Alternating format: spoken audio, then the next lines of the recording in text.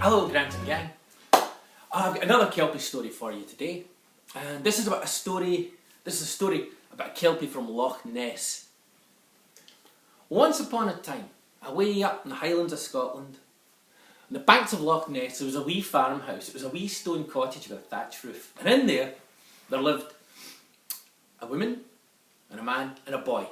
And the boy's name was Kyle, and his parents were farmers. They had a wee farm, a wee croft. It was just a few wee fields that they would plough.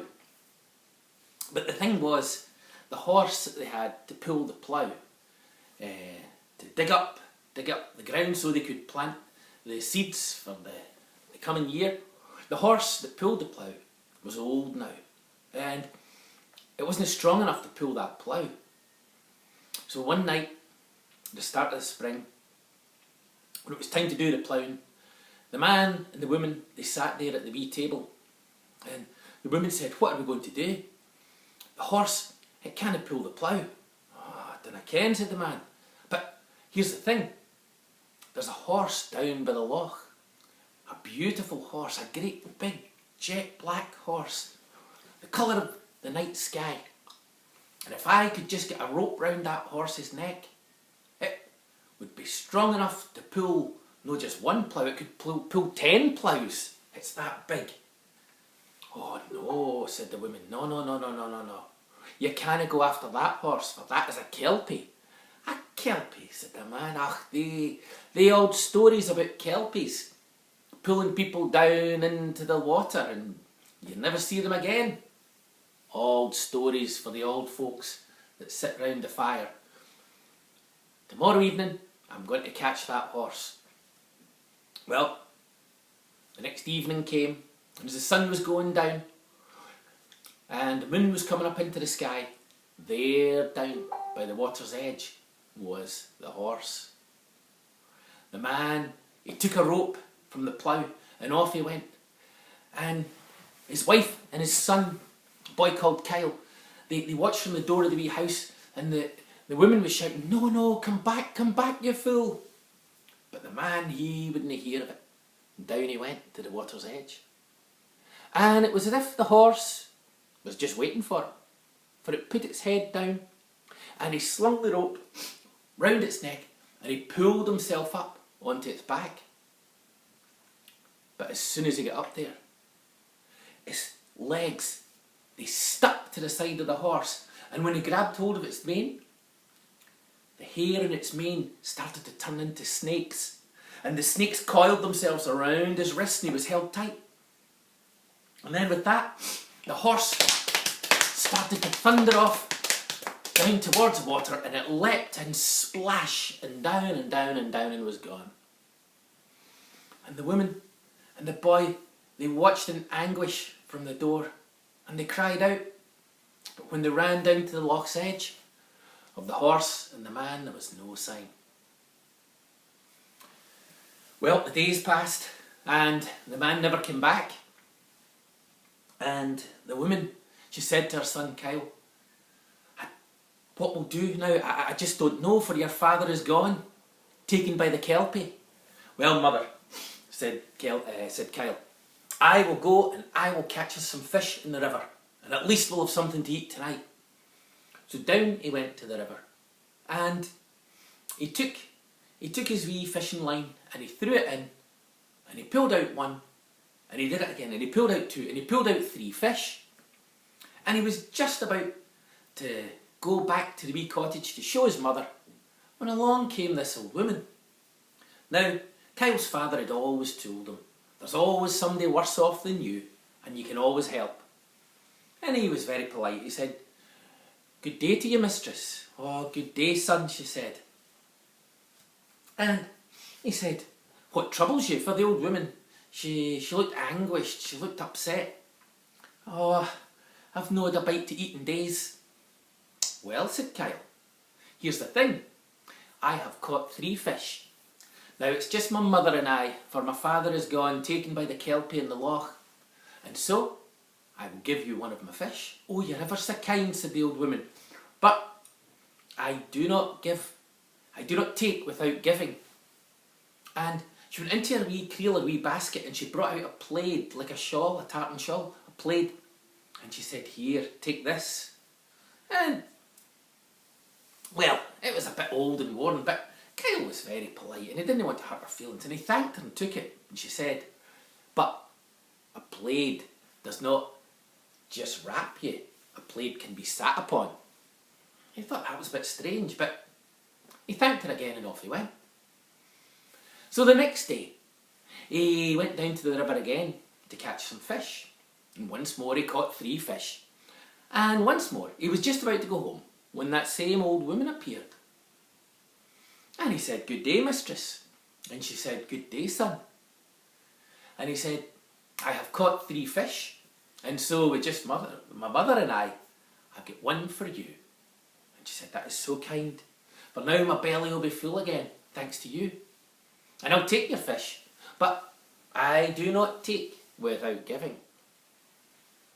And she went into her creel, and this time she brought out a wee pouch, and in it was salt. She said, there you are, there is salt for you. Kyle thanked her.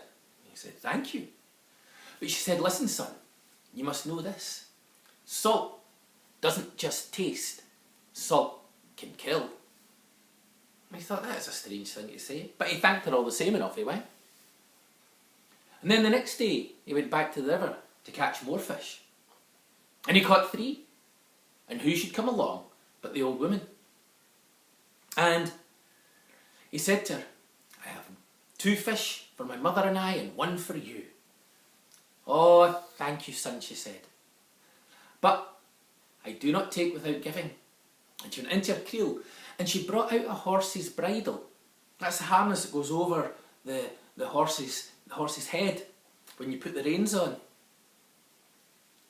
And he thought, well, I've only got the old horse, this is no use really, for it's too old to pull the plough now. But he said, well, thank you. And he took the bridle.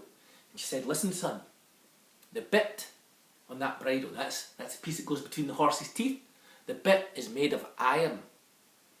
And iron is not just for the pot, for making the pot. Iron gives power.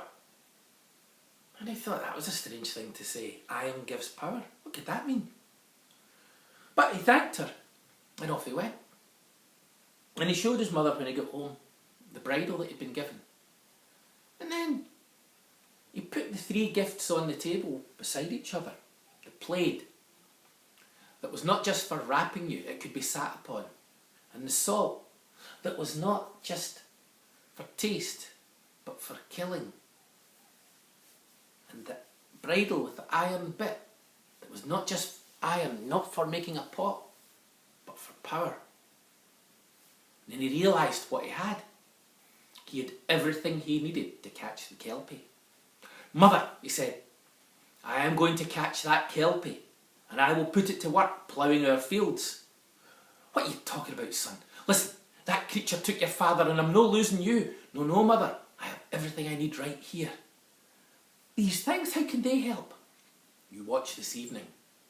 And so evening came, and the boy went down to the loch's edge, and he had with him the plaid and the salt and the bridle with the iron bit. And there, on the shore of the loch, sure enough, was the kelpie, the great enormous black horse. And the kelpie turned its head and its eyes were burning red. And it seemed to almost laugh at him. And the boy walked over and he threw the plaid up on to the kelpie's back, and then he leapt up upon it. But his legs, they didn't stick to the side of the horse. For you see, the plaid was covering the side of the horse, and so his legs were still free. But when he took hold of the horse's mane, it started to change and transform into snakes. And they wrapped themselves around his wrist, but just in time. He took the salt and he sprinkled it over the heads of the snakes, and they withered away and died. And with that, the Kelpie turned its head round and it laughed at him. And then it spoke in a terrible voice and it said, "No human can master a Kelpie. You will go the same way as your father. I'm taking you to the loch down to the bottom and you'll never be seen again." But with that, the boy, he threw the bridle over the Kelpie's head and he got the iron bit between its teeth. And all the old stories said the same thing. That if you could get an iron bit between a Kelpie's teeth, then you had power over it. And the Kelpie, it thrashed around and it leapt. And it tried to throw the boy off this way and that way and this way and that way until it was exhausted. And then it bowed its head and the boy kicked his heels into its side and it turned and back up to the farmhouse it went.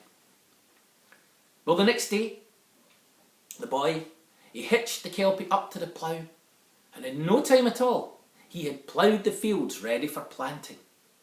And not only that, he ploughed the fields of all the wee farms for miles around. And he was paid well for that. And so, the boy and his mother, they were able to plant the crops and they had money. For once in their lives they had money. But the boy, he said to the Kelpie,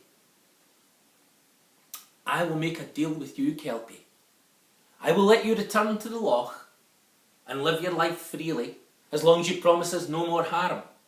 And also, that every harvest time you will come up onto the shore and for 3 days you will plough the fields with me." And the Kelpie gave its solemn word that that's what it would do. And so with that, the boy took the bridle off the Kelpie and took the iron bit from between its teeth, and the Kelpie, it reared up on its hind legs, thundered off down to the loch and plunged in. And from that day on, every year at harvest time, the Kelpie appeared, and Kyle and the Kelpie, they ploughed the fields for miles around. And that is the end of my story. Right, I'll see you later, Grant and gang. Bye for now.